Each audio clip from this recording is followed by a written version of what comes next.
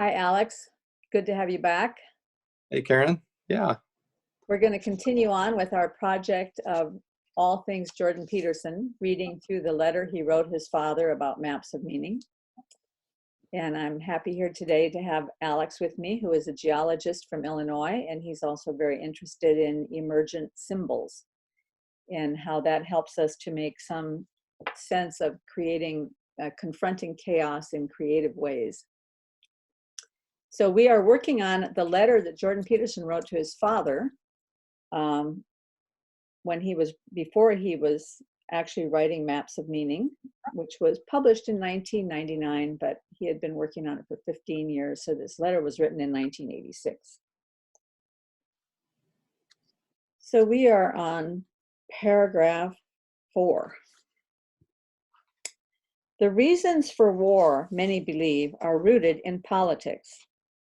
Since it is groups of men that fight, and since groups indulge in politics, this belief seems well-founded, and in fact contains some truth. It is just as true, however, that it is a good thing to look for something you don't want to find in a place where you know it won't be. And the modern concern with global politics and the necessity to be involved in a good cause rather than to live responsibly seems to me to be evidence that the desire not to find often overpowers the real search for truth. I was really struck by that because he's writing that in 1986, and it's so prescient of what is happening today, right? Mm-hmm. This idea that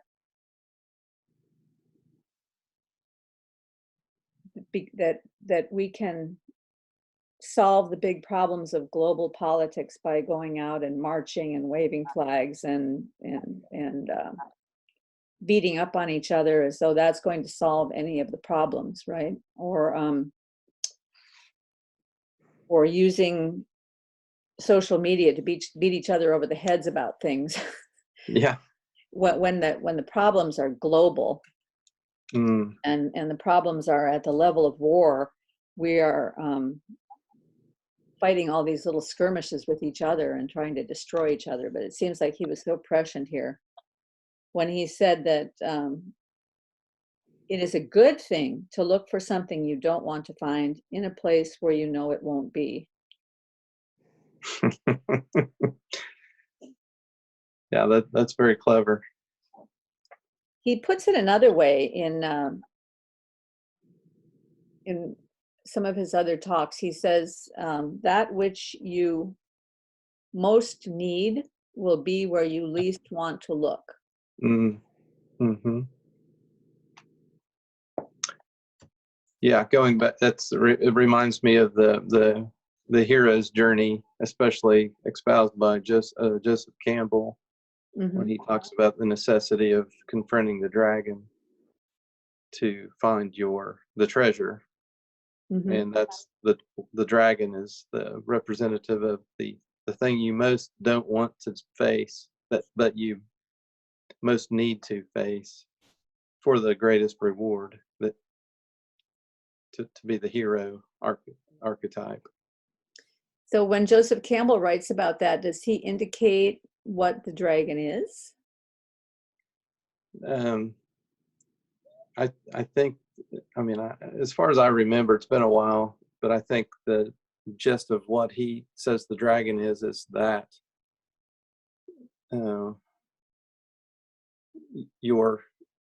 it's two things. Maybe this is more Jungian, but it's the shadow, essentially, in Jungian terms.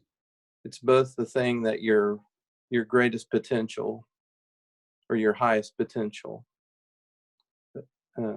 that you're afraid to manifest in the world, and it's also the things about yourself that you're most afraid to confront, that are what you might say negative or not flattering or socially unacceptable, culturally likely to be rejected and shunned, and both of those things. So that totally makes so much sense when you think about our tendency is to want to find the dragon out there someplace. That's the problem over there. It's those guys over there that are the problem, right? Or Exactly. there's this enemy outside, and not to recognize that the enemy is really, the enemy is us. Yeah, yeah. Well, that ties in totally with what he's saying in that paragraph about looking for everywhere but where you need to look, so that you make sure that you won't find the real problem or the heart of the issue. Make sure you look where you're not going to find it, to stay safe, to stay in avoidance. Well, I'm sure that it scales up. That the first step is to confront that dragon within, but then it also scales up, because there are times when there are the dragons outside that we have to confront, but we won't be prepared to confront the dragons outside until we've confronted the dragons inside, right? Right. And so it scales up. There are dragons in probably in our own household, and there are dragons in the community, and there are dragons in the world at large, and in my office, there's a pile of papers that Jordan Peterson would say that's a pile of snakes. Right. Because Yeah. you don't want to face that pile of papers and do something with it. Yeah. I can relate to that. Yeah. So, okay, let's proceed here.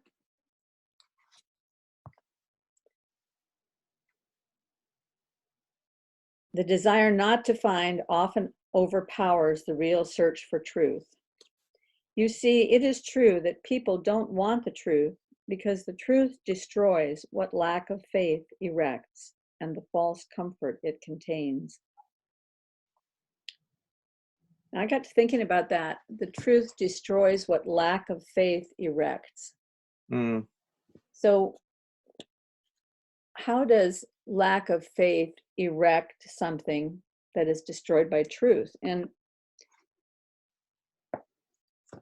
in my own life, when I'm lacking faith, I start building walls.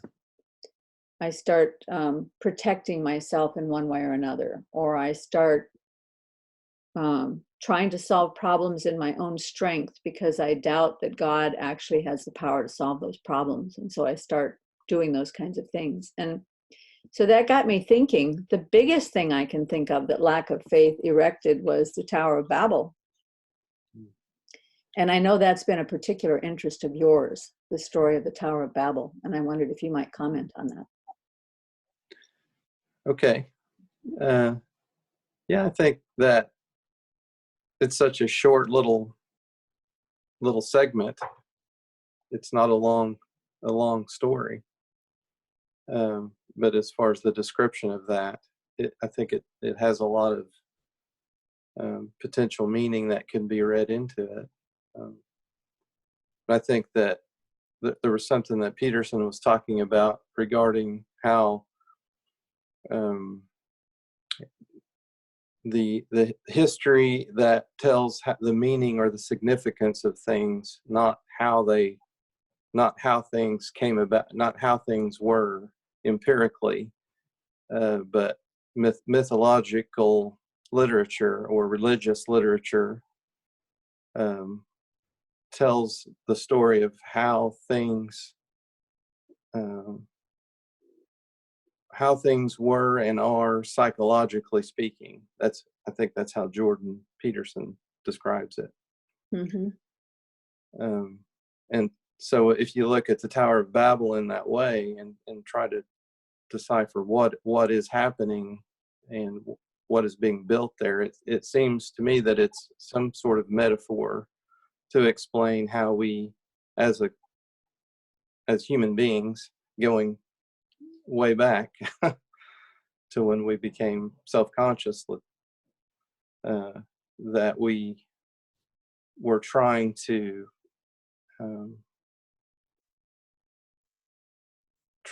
build our understanding up to the level where it would be equal to God, let's say. And that like you were just sharing, that you are trying to use your own strengths instead of having faith that nature or God, and God in nature, the nature of existence would provide that path forward. So yeah, I think that's what the story has something to say about. Well, and it also talks about that as the people of Babel were building this tower to get to God, they were trying to make themselves as high as God. Mm-hmm. As they were building that tower, then God determined that if they continued to all be able to speak the same language, there would be no limits on what they could accomplish together. And some of what they might accomplish might destroy them. Mm-hmm. So he divided the languages. Now, when I was an undergraduate with an English major, one of the things we had to study was the history of the English language.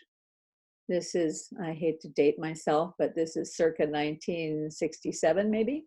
Okay. And the textbook that we were using on the history of the English language showed all of the different languages, different language families, and how all of those language families had a history that inevitably led back to the Fertile Crescent. And that there was at one time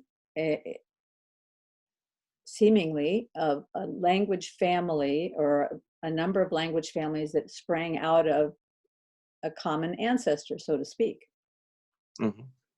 So, but this common language was supposedly somewhere in the Fertile Crescent, and then immigration or migration patterns showed these language families moving out from there. And I was not a Bible reader at the time. I wasn't a Christian. I didn't know anything about this. So I thought it was interesting. So I always remembered it. And then in later years, I read this story of the Tower of Babel. Oh my goodness. So the language is divided, and then each group of people moved out with their language, and inside that language family, they developed their own way of looking at the world, because language does inform the way you see things. It informs the way you look at things. It informs the way you understand and the way you communicate with each other. I became somewhat fluent in Japanese when I lived in Japan. And when you're inside Japanese, there are certain things you just can't think about. And I would talk to Japanese people about that. How do you think about this concept? Well, I can't think about it in Japanese, but if I'm speaking French, I can think about it, you know. And so language really does change something about who we are as a people. So all these cultures developed around those languages. But it also occurred to me that before the Tower of Babel, that there was a common truth that everybody understood about God. Mm-hmm. But when they all moved out with their different languages, that little piece of truth that they took with them kind of got twisted a little bit, or moved around a little bit inside their heads, inside this new language. And so there is truth everywhere, in all languages and in all cultures, but the truth looks different, and in some cases maybe somewhat, you know, adjusted, messed up a little bit. And in other places it's more pristine, easier to see. But the truth is, there are pieces of truth everywhere. That's kind of the way I look at it. Yeah, I like that. I also wondered, I guess, as far as you thinking of it as a metaphor for the, well, for the metaphor. So the at some point we have this implicit knowledge that we all share and know, and then when we try to communicate that with language, speaking directly, literally, it's impossible to speak the whole truth. There's things that you can't say directly, that metaphor can say, or maybe even art can say, the symbol can say, but that really can't be put into words. And something tells me that the story might have something to do with that, with the coming into existence of direct language that is insufficient to communicate the whole truth. So that there's, like you were saying, there's a time before that where everyone sort of knew and everyone was connected in a certain way. And this is kind of irreverent in a way, but the phrase "ignorance is bliss" comes to my mind. That, maybe at some point there was more of a sense of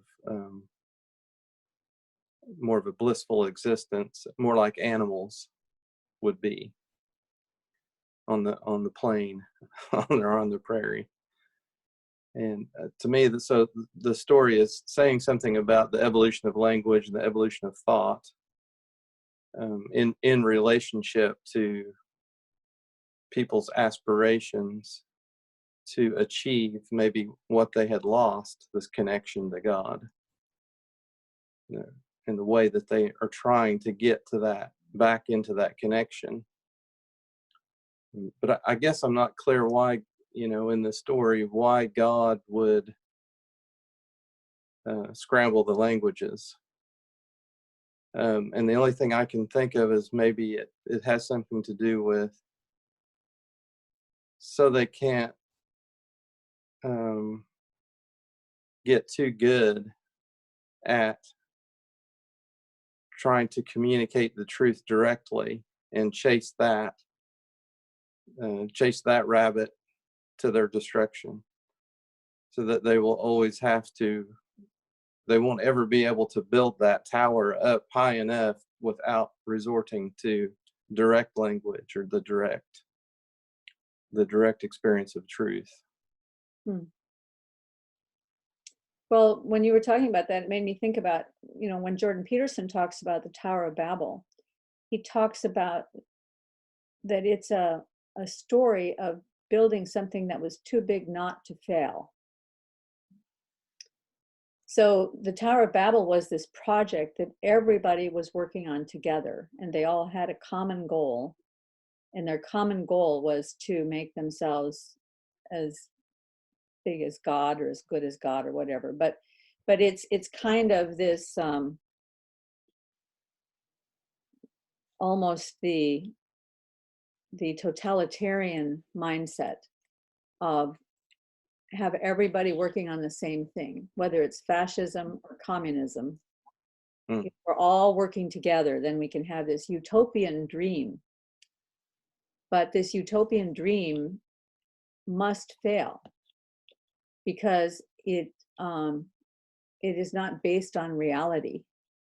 It's based on utopian ideals that don't exist in the real world, and don't allow for the sovereignty of the individual, don't allow for the individual to have any different idea at all, that everybody must be working on the same thing, striving for the same thing. I mean, you can imagine, I mean, if we actually think about what it must have taken, if you're thinking about the Tower of Babel being a real thing, like maybe one of the pyramids, there have been some archaeologists that have found remains of old towers that were attempted that think, oh, maybe that was where the Tower of Babel was. So, I mean, maybe it is a real thing that was being attempted, but that required massive human effort. Yeah. So there's a lot of things in there that would be a negative. In order to drive that kind of a project, some people have to be turned into slaves so that other people can be telling them what to do in order to get the project done. In order to drive that kind of a project, everybody has to be working towards the same goal. And then Yeah. you lose all the individuality and all the beauty that God put into each individual, all this Mm. experiential DNA and physical DNA and everything else. So Mm-hmm. that was not God's plan from the beginning, that people should all be working on the same thing.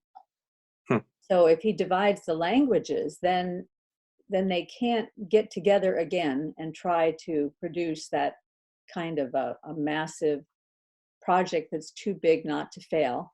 Mm-hmm. Mm-hmm. And then they have to find new ways to communicate with each other as nations and as nation states and within cultures. And but I Interesting. Yeah. like your idea, because maybe it didn't only divide into various languages, but then within each language, it divides down into each of us having so much difficulty communicating with each other, even at the personal level. Mm-hmm. Yeah, something about beyond just the like you said, the different languages like French or German or Aramaic or Hebrew or whatever. Something about the nature of communication through language itself Mm-hmm. was affected, or this is the story that describes that. Mm-hmm. Even if it isn't a literal tower in a place, and it could be making a commentary about the way language changed as it is continuously changing. Mm-hmm. It's different today than it was 100 years ago. But yeah, as far as what you're saying about maybe it being a tale about the communism, even though there wasn't such a thing, wasn't such a word, there was an impulse, Mm-hmm. perhaps back then, to organize and try to achieve an ideal life or utopia. And that idea had to have been led by certain leaders, say a king or a queen, that would have imposed their law on the people to continue that project forward. And there's something about, I think about ant hills and beehives and wasp nests and things like that are these amazing intricate structures, and these creatures are able to communicate with each other at a certain level that isn't it isn't lingual, it's maybe chemical, or something else much more implicit, that is causing them to work together in such a way that is in harmony with nature. They are doing what they are designed to do. Mm-hmm. And I wonder if we aren't the same way, that we aren't designing and doing and building and inventing and creating according to an implicit knowledge that we all share, and that we are able to communicate, or maybe we were able to communicate with each other implicitly in the past. Mm. But this idea that we're, maybe call it the ego or the desires of the ego, or the desire for that, like, mankind can do it without God, without any recognition of the implicit order, Well, is I can picture this guy or gal. I mean, I can kind of picture them. yeah, They're very charismatic and able to get people lined up and say, "Wow, I've got this great idea. We can make our way up to God. We can yeah. we can become gods. All we got to do is build this tower. Come on, let's get going." Reminds me a little bit about this time when I was maybe 8 years old.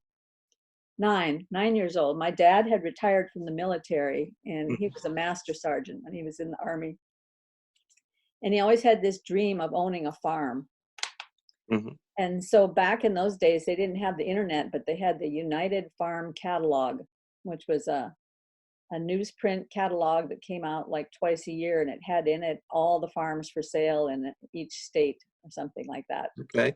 And so he was always pouring through all these magazines trying to find, and finally they found this place. They thought, oh, this looks good, you know. This is a little picture, a little grainy newsprint picture of this little farm.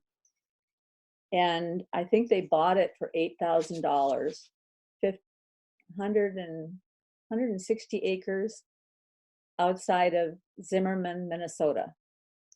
And I think we maybe even bought it sight unseen. I'm not sure. We get there, the silo is half fallen down, and the barn has got a lot of problems, and the outbuildings are in bad shape, and the house was very, very simple. Yeah. And so we start up in this little farming venture, which was, someday I'll have to do an episode on that. It was a lot of very interesting things that happened there. But I remember this one day that my dad, and I don't know why it sticks out in my memory, but my dad got us all outside to start working on the yard work and to get things cleaned up. Everybody had their task, and we're all out there doing our task. And all of a sudden we turn around, wait, where's Dad? Go back, he's sitting in the living room watching television. Maybe that's what master sergeants do. They get everybody lined up, all excited. We've got this project. And whoever was doing the Tower of Babel must have been one of those kind of people. Very, very good at leadership. Yeah. Maybe But, making a lot of promises too. Yeah, but then everybody else ends up being a drone, right? So I think God has something more in mind for us than being a drone building somebody else's dream. Yes, I do too. It doesn't mean that we all won't be working together on a common goal. That's true. That's true. But it just means that it isn't going to be the master sergeant's plan of action. Yeah, well, and maybe that's the beauty. You know, we have that privilege as Americans that because our Constitution allows for unity and multiplicity. So we can have a common goal as a nation of providing a situation in which people can flourish, and in which we can encourage one another to reach our potential. Yeah. That not every country has that. That's true. Yeah. Well, the unity part of that seems to be what we're really missing, is we're not united under the flag any longer as we used to be. We're not united under God anymore. And so we're lacking that unifying. I think maybe it was a president that said, I forget who it was, but it was a public figure that said something about that we needed an alien invasion as a country and as a world, because what we're lacking is the common enemy to unite us. And I think if we can understand that and realize the psychology of what we're saying, of what that statement is all about, then ask ourselves, what is the alternative to that? Is there another way? Yeah, there better be another way. There better be, yeah. Because all the tin pot dictators throughout history have used that strategy. Yeah. And usually they make the U.S. the big Satan and the big common enemy, so that they can all draw together and not look too closely at what their dictator is demanding of them. Yes. Yeah.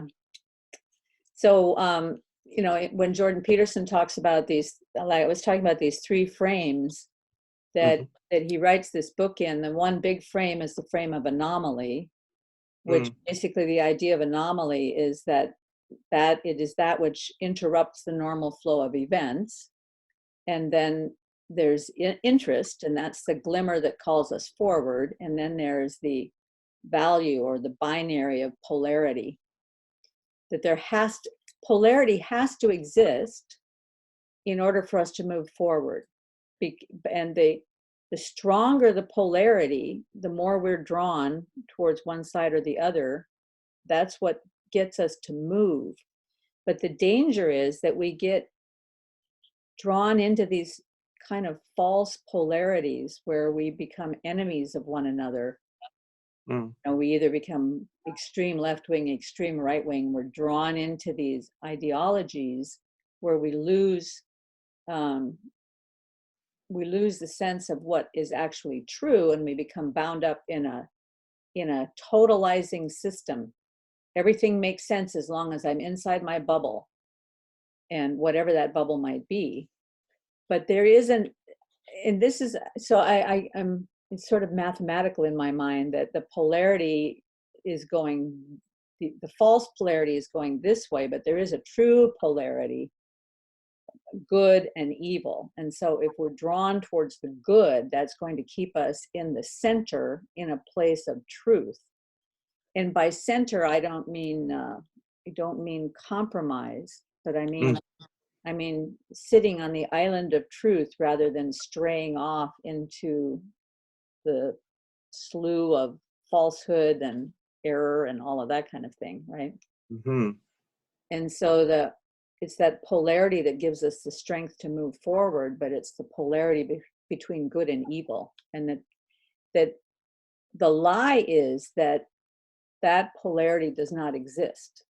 And this is, and I do hear a lot of people talking about that nowadays. Oh, well, there's no such thing as value, or values are all relative. So what is good for some people is not good for other people. And so there is no absolute good. There is no absolute truth. But if we don't have that, then we cannot have a commonality together if we don't have that sense of absolute truth and absolute beauty. So maybe that's a good place to wrap up today, and we'll move on from here next time. Yeah, okay. Sounds good. And I look forward to hearing next time. Why don't you come back with a 30-second elevator pitch on your co-symbolic application so we'll know more about it. Okay, I'll do that. Okay. And for those of you who are listening, who are interested, I hope that you will subscribe, and I hope that you'll comment, because I get a lot out of your comments, and it's always fun to have conversations. So thank you very much, and we'll see you next time. Bye-bye.